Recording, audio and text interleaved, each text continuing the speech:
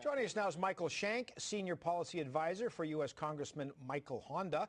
Mr. Shank, why do you think the strategy in Afghanistan is working? Well, actually, I don't think the strategy in Afghanistan is working. I think it's disingenuous to say it is working. A recent Washington Post poll this month, polling Afghans said that 32% of Afghans rated U.S. performance positively. 6 out of 10 Afghans want U.S. troops out on or before July 2011. And why are we not winning the hearts and minds, according to this poll, is that most Afghans are seeing a worsening of security from crime and violence, a worsening of economic opportunity, a worsening of freedom of movement. They're not seeing an increase of electricity, medical care, schools, hospitals, things like this. So in terms of winning the hearts and minds, we're not doing it. Insurgent attacks are up 59% in the last year. So I would actually say the strategy, counterterrorism or counterinsurgency, is not working. Sir, we spoke earlier today with a senior administrator with the Red Cross who is doing duty in Afghanistan, and he spoke to 3 things that he feels have to change. One is civilian casualties. Another is the internal displacement that's happening more now than it has in the last 9 years.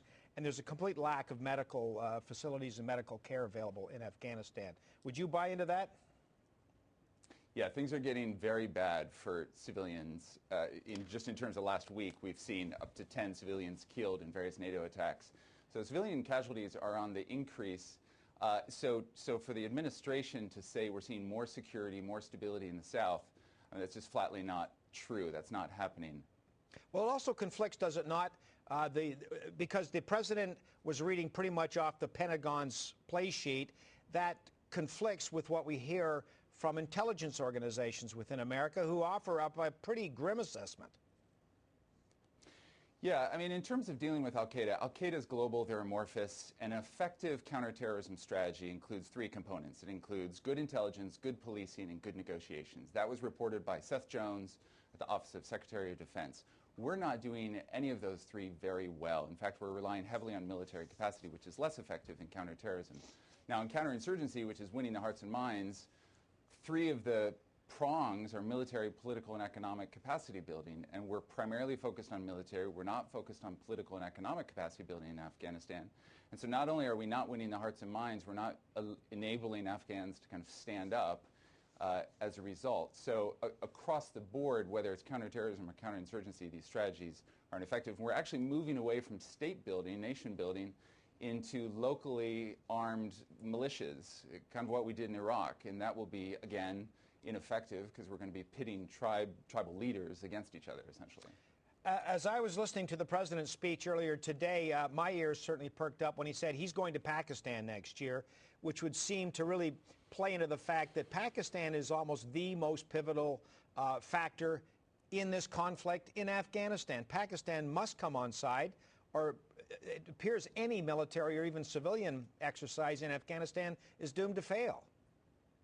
Well, here's the problem. When we were in Iraq, we said the problem's in Afghanistan. So Obama took us to Afghanistan. Now that we're in Afghanistan, we're saying the problem's in Pakistan.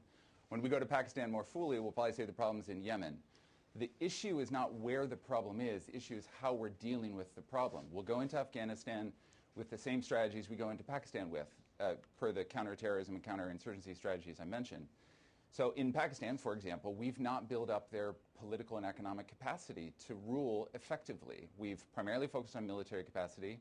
The billions that we've sent to Pakistan in the last 9 years have been unaccounted for. We don't know where those dollars are going. So if we want to deal effectively with al-Qaeda, which again is global and amorphous and fluid, we need good intel, good policing, and good negotiations. So if we were to, kind of arm the world with those skills, that would be a huge benefit in counterterrorism. So once we're in Pakistan more fully and we're entering into it pretty heavily, drone strikes have increased tenfold in the last 2 years. Again, we're going to see the same mistakes made in Pakistan that we saw in Afghanistan. Michael Shank, Senior Policy Advisor. Nice to see you, sir. Thanks for your time. Good to see you. Thank you.